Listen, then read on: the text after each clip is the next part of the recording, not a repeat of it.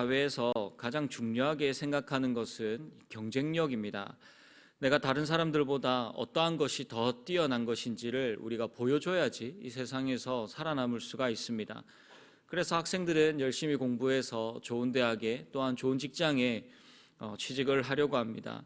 지금 대한민국은 학벌과 직장이 경쟁력이 되어버렸습니다. 거기에 외모와 이제는 부모님의 재력, 이제 거기서 더 가서 할아버지 할머니의 재력까지 이 당 가운데서 성공하는 이 경쟁력과 성공의 키가 이러한 것들이라고 세상은 우리에게 이야기를 하고 있습니다. 이렇게 우리 사회의 모든 기준은 이 물질 만능주의에 빠져서 사람을 구분하고 나누고 또한 비참하게 만들고 있습니다. 더 안타까운 것은 이러한 사회 구조와 기준들로 인하여서 비관하기도 하고 자신의 인생과 그리고 절망에 이 자신의 인생에 절망과 좌절감을 느끼며 살아가는 사람들이 더욱더 많아지고 있습니다. 그런데 더 큰 문제는 이러한 사회적인 기준들을 교회도 아무런 거리낌 없이 그리고 당연하게 따라가고 있다라는 데 있습니다. 교회가 자랑하는 것들이 예수 그리스도와 또한 십자가의 복음이 아니라 인원수, 교회의 모양, 크기, 위치, 유명세 이러한 것들을 자랑합니다. 우리의 가치 기준도 다르지 않습니다. 신앙생활도 믿음도 세상의 기준에 따라서 그 사람의 믿음과 신앙을 판단하고 구분할 때가 있습니다. 더 이상 우리의 기준은 어느 순간 하나님의 말씀이나 하나님이나 예수 그리스도가 아닙니다. 우리의 자녀들이 좋은 대학과 또한 좋은 직장을 가야 하는 이유가 신앙이나 하나님의 영광보다는 그들이 살아갈 삶에 있어서 그 삶의 질이 더 중요시 되었습니다. 교회 한 번 안 나오는데도 명문대학에 입학하고 좋은 회사에 취직하면 하나님의 은혜이고 축복이라고 생각하고 또한 그렇게 그 사람들을 또 칭찬을 하고 부러워하는 모습들을 볼 수가 있습니다. 결혼 배우자를 고를 때 마른 신앙이 좋아야 한다라고 하지만 그 신앙보다 연봉, 외모, 집안 이러한 것들이 우리가 누군가를 택하고 또한 결혼의 배우자를 만나는 데 있어서 훨씬 더 높은 순위에 있는 것을 볼 수가 있습니다. 하지만 오늘 본문의 말씀은 지금 우리와 다를 바가 없는 이 세상의 기준과 또한 하나님의 기준을 비교하시면서 어떠한 길이 하나님께서 원하시는 것이며 하나님의 백성은 어떠한 길을 걸어가야 하는지 어떠한 기준을 따라서 살아가야 하는지를 우리에게 가르쳐 주십니다. 오늘 이 말씀을 통하여서 하나님의 기준과 또한 지금 나의 기준이 어떠한지를 잘 비교해 보시기 바랍니다.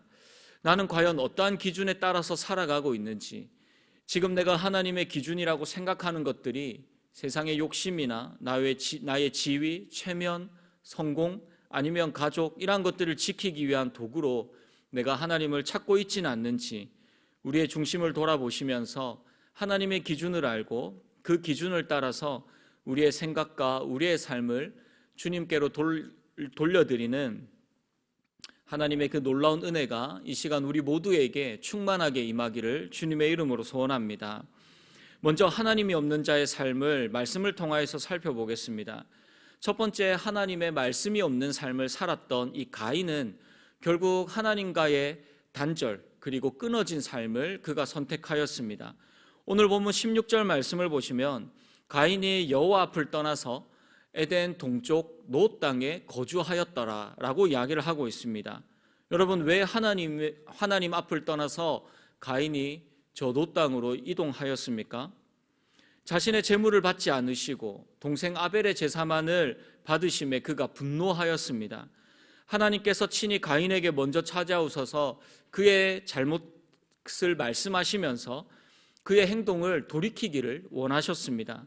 창세기 4장 7절 말씀입니다. 내가 선을 행하면 어찌 낯을 들지 못하겠느냐? 선을 행하지 아니하면 죄가 문에 엎드려 있느니라. 죄가 너를 원하나 너는 죄를 다스릴지니라.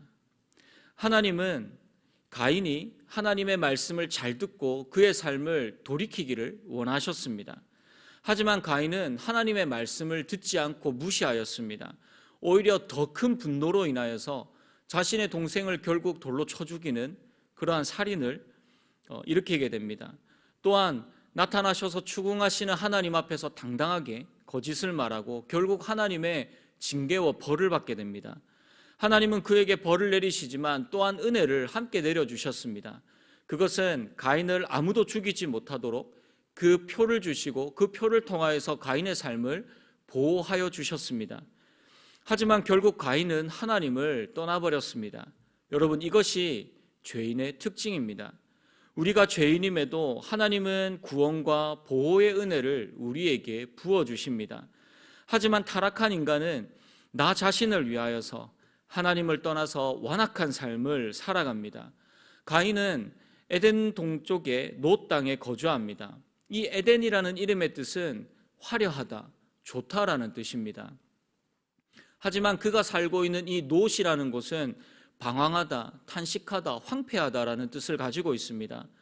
하나님을 떠난 자의 삶은 결국 이렇게 방황하고 탄식하고 또 돌아다닐 수밖에 없는 그러한 비참한 삶을 살아가는 자라는 것을 보여주고 있습니다. 이곳에서 가인은 성을 쌓고 있습니다. 이 성을 쌓는 이유가 무엇입니까? 바로 두려움 때문입니다. 자신을 해하려 한다는 두려움도 있겠지만 무엇보다도 하나님과의 관계가 끊어진 그 삶을 살아가는 하나님에 대한 두려움 때문입니다. 이는 이제 그는 하나님과 관계 맺는 삶이 아니라 이 성을 쌓고 하나님과의 관계를 끊고 하나님과 단절된 그 삶을 살아가겠다라는 뜻입니다. 여러분, 당시에 가인이 어떠한 성을 쌓았는지는 알 수 없지만 이렇게 성을 쌓을 수 있었다는 것은 그만큼의 이 건축 기술을 어느 정도 보유하고 있었다라는 뜻이기도 합니다. 하지만 하나님께서 주신 이러한 재능을 가지고 자신을 위하여서 살고 사용하는 하나님이 없는 그 삶을 그가 살아갑니다. 결국 아무리 뛰어난 재능을 가지고 있어도 하나님을 위하여서 살지 않고 사용하지 않는다면 하나님과의 단절된 삶으로 평생을 두려움과 불안에 떨며 살 수밖에 없는 존재가 바로 인간이며 죄인의 모습입니다. 가인은 아들의 이름을 에녹이라고 지었습니다. 에녹은 시작하다라는 뜻을 가지고 있습니다. 처음에는 자신의 가문을 통하여서 이 아이를 통하여서 하나님의 후손이 시작될 것이라는 기대감이 있었을 것입니다. 하지만 하나님과의 관계가 끊어진 사람의 우선 그리고 사탄의 계보가 바로 이 가인으로부터 시작되어집니다. 두 번째로 하나님 없이 살았던 인물은 바로 라멕입니다. 라멕은 가인의 5대 손입니다. 라멕의 이름의 뜻은 강한 자라는 이름의 뜻을 가지고 있습니다. 그의 이름의 뜻에 맞게 그의 삶도 강하고 그리고 독재의 삶을 살았습니다. 본문 19절 말씀입니다. 라멕이 두 아내를 맞이하였으니 하나의 이름은 아다요 하나의 이름은 실라였더라. 일단 처음부터 라멕은 하나님께서 세우신 일부일처의 이 결혼의 순기능을 파괴하고 있습니다. 또한 라멕이 이 두 여인을 아내로 맞이한 이유를 살펴보면 이 아다라는 이름의 뜻은 아름답다 그리고 단장하다 꾸미다 라고 하는 뜻입니다. 그리고 실라는 딸랑거리다 악기를 다루다라는 뜻을 가지고 있습니다. 외모가 뛰어나고 또한 화려하며 악기와 음악을 통하여서 향락과 쾌락을 즐겨하던 여인들입니다. 라멕이 이 여인들을 선택한 이유는 그들의 아름다움과 세상의 쾌락에 취하였기 때문입니다. 라멕의 인생의 기준은 온전히 하나님이 없는 쾌락, 하나님이 없는 아름다움, 하나님이 없는 욕망에 맞추어져 있음을 볼 수가 있습니다. 또한 그의 아들들은 어떻습니까? 20절 말씀을 보시면 야발은 가축을 치는 자의 조상이라고 합니다.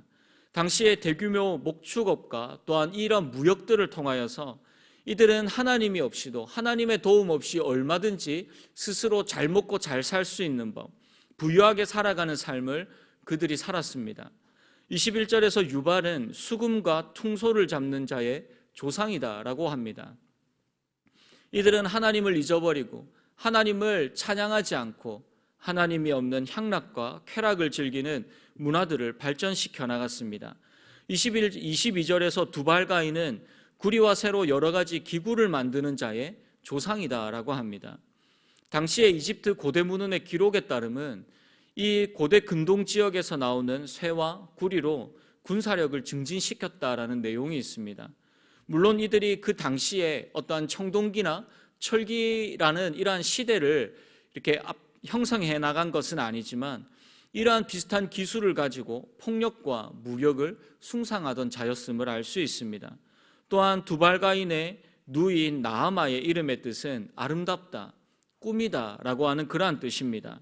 여러분, 당시의 성경에서는 특히 여인들, 이 비중 없는 여인들의 이름을 기록하지 않았음에도 불구하고 나아마의 이름이 기록되어져 있다라는 것은 그 당시에 자신을 아름답게 꾸미고 또한 쾌락을 추구하면서 한 획을 그었던 인물이었음을 알 수가 있습니다.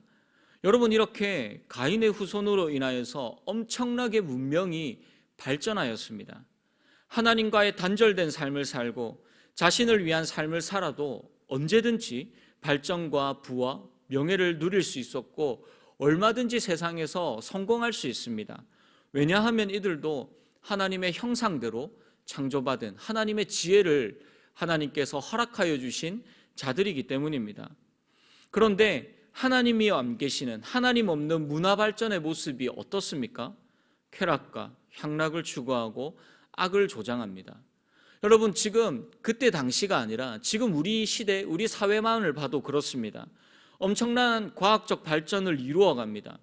여러분, 불과 몇 년 전만 해도 우리는 직접 송금하기 위하여서 은행을 가야 했고 시장을 가려고 하면 종이에다가 막 이렇게 어떤 것들을 메모해가지고 그것을 들고 다녀야 했고 또한 전화 한 통화 하려고 하면 공중전화를 찾아다녀야 했습니다. 그런데 여러분, 지금 그런 것들이 이 세상에 거의 존재하지 않습니다. 그냥 핸드폰 하나만 있으면 모든 것들을 다 할 수 있는 시대입니다. 오히려 여러분, 밖에 나가시면서 스마트폰을 들고 가지 않으면 불안하시죠? 아무것도 할 수 없기 때문입니다. 너무나도 불편합니다. 그런데 여러분, 살아가는 방식이 발전하고 편해졌다고 우리의 삶도 풍요롭고 평화롭습니까? 아닙니다. 오히려 우리는 더 불안한 시대를 살아갑니다. 연일 뉴스에서 사고, 살인, 마약 등등의 수많은 사건, 사고의 뉴스들이 연이어서 계속해서 쏟아져 나오고 있습니다. 오히려 사람들은 정신적인 고통 속에서 불안해하며 살아갑니다. 그래서 여러분, 요즘에 가장 인기가 많은 병원이 성형외과와 그리고 정신과입니다. 모두가 평등하게 살아가고 있습니까? 많은 사람들이 평등을 외치지만 결국 그들의 외침도 자신의 유익과 그리고 명예와 돈을 위하여서 그 평등들을 외치고 이야기합니다.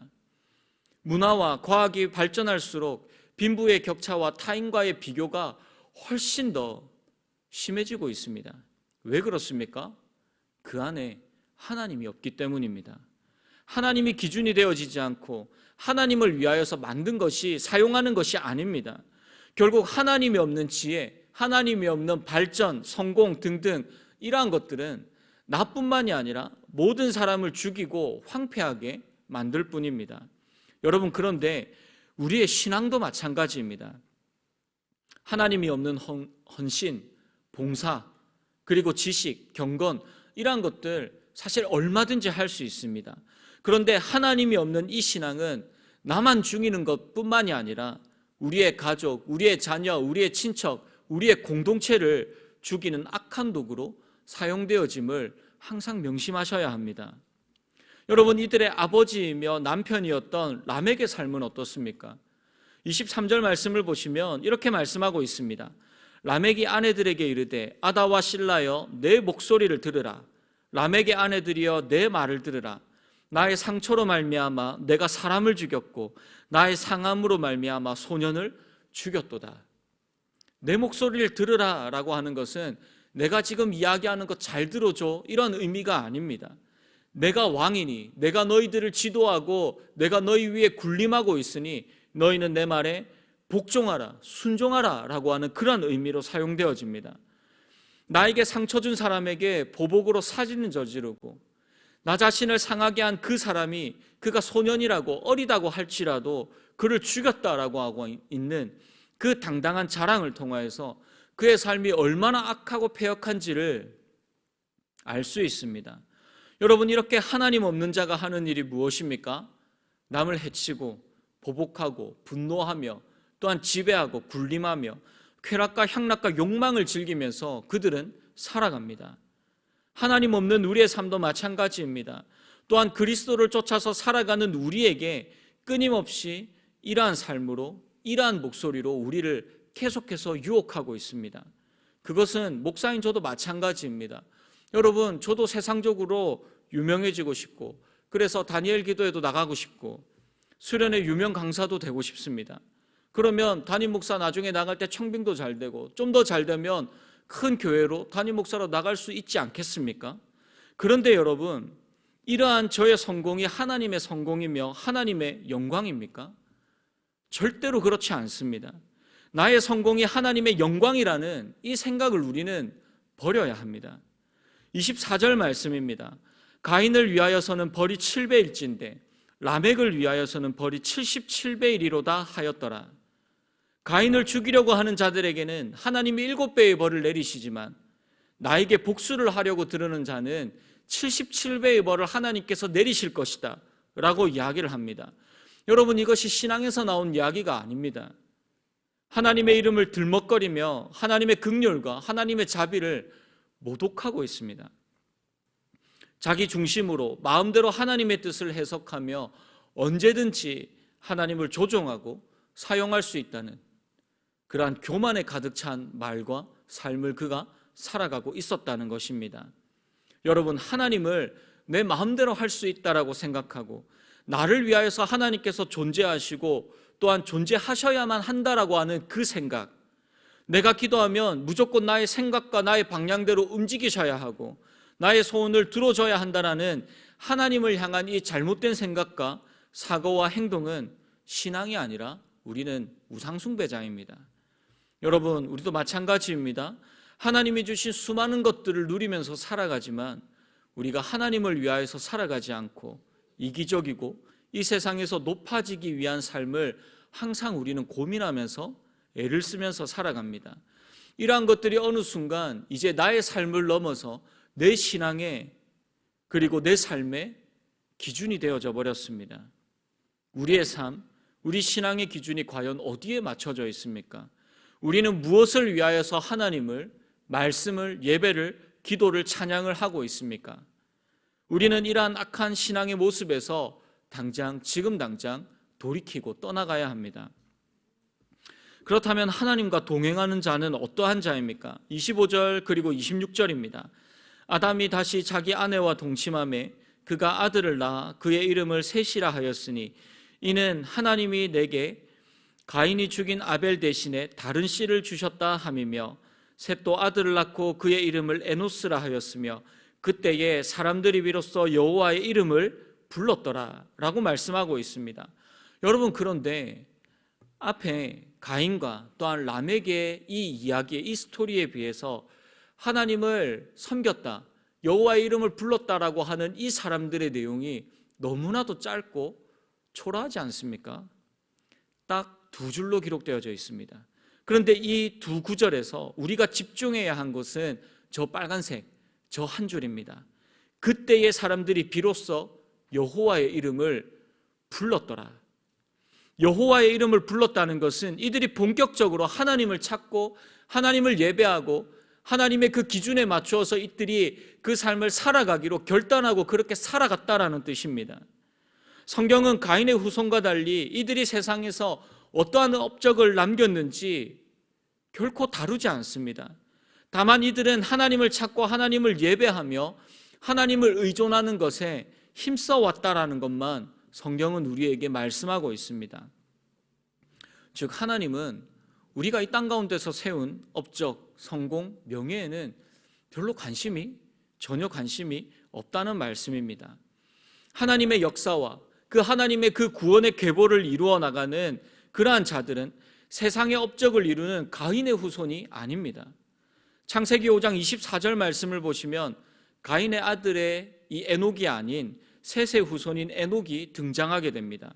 그는 하나님과 동행하였고 하나님은 그를 너무나도 사랑하셔서 그를 죽음을 통하지 않고 그냥 그를 산채로 데리고 올라가십니다.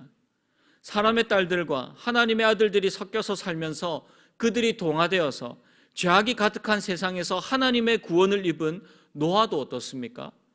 창세기 6장 9절에서 하나님은 그가 하나님과 동행한 자다라고 그렇게 말씀하십니다. 우리는 이를 통하여서 하나님이 원하시는 그 기준과 우리의 이 기준이 얼마나 어긋나 있는지를 잘 알아야 합니다.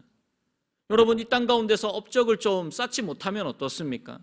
세상이 원하는 그 기준과 성공에 도달하지 못하면 좀 어떻습니까? 여러분, 좀 못 살고 또 때로는 실패하면 어떻습니까? 지금 저와 여러분들의 이 기준이 하나님께로 맞추어져 있습니까? 아니면 한참을 어긋나 우리는 항상 우리의 시선과 우리의 마음을 세상에 빼앗기면서 살아가고 있습니까? 하나님은 지금 우리에게 무엇인가의 조상이 되었다라는 이 말보다 비로소 여호와의 이름을 불렀다라는 이 말을 지금 우리에게 너무나도 듣기를 원하십니다. 우리의 삶 가운데 항상 하나님과 동행하는 것을 주님은 우리에게 원하고 계십니다. 우리에게 주어진 삶에서 그 삶을 살아가면서 절대로 하나님을 놓지 않고 하나님의 말씀대로 하나님과 항상 함께 동행하는 저와 여러분들의 삶이 되기를 주님의 이름으로 소원합니다. 말씀을 맺겠습니다. 저를 비롯한 많은 그리스도인들이 하나님의 기준이라고 이야기하면서 정작 그 기준은 나의 이익과 나의 유익과 그리고 나의 명예, 이러한 것들로 그 기준들이 이 세상적인 기준들로 가득 차 있습니다.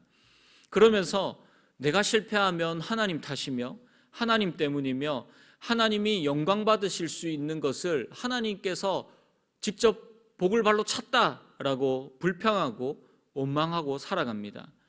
하지만 정작 우리는 얼마나 하나님께서 우리에게 하신 말씀에 귀를 기울이고 하나님이 원하시는 그 삶을 살아가기 위하여서 간절히 하나님 앞에 엎드려 기도하며 그 삶을 걸어가기 위하여서 애를 쓰고 있습니까? 때로는 우리의 성공과 우리의 발전이 축복이 아닐 수도 있습니다. 진정한 성공은 하나님이 원하시는 대로 살아가는 것이며 하나님과 동행하는 그 삶을 살아가는 것입니다. 여러분, 하나님과 동행하는 삶이 무엇입니까?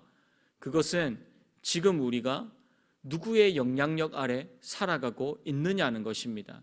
우리는 무엇을 기준으로 삼고 누구의 목소리를 들으며 누구의 말씀을 온전히 붙잡고 살아가느냐, 바로 여기에 달려 있습니다. 우리는 지금 하나님의 영향력, 하나님의 살아계신 그 말씀의 통치 가운데서 우리는 그 삶을, 그 걸음을 걸어가고 있습니까? 세상의 기준, 세상의 삶의 영향력과 같이 흔들리고 변하고 그리고 하나님께서 한번 후 불어버리면 다 사라질 것들이 아니라 흔들리지 않고 영원한 하나님의 통치와 천국의 소망을 나의 기준으로, 우리 삶의 기준으로 삼으시기를 바랍니다. 하나님과의 바른 관계 가운데서 하나님의 영광을 위하여서 하나님의 힘과 능력으로 이 땅을 온전히 하나님을 예배하는 자로 살아가시는 사랑하는 저와 여러분들의 삶이 되기를 주님의 이름으로 축복합니다.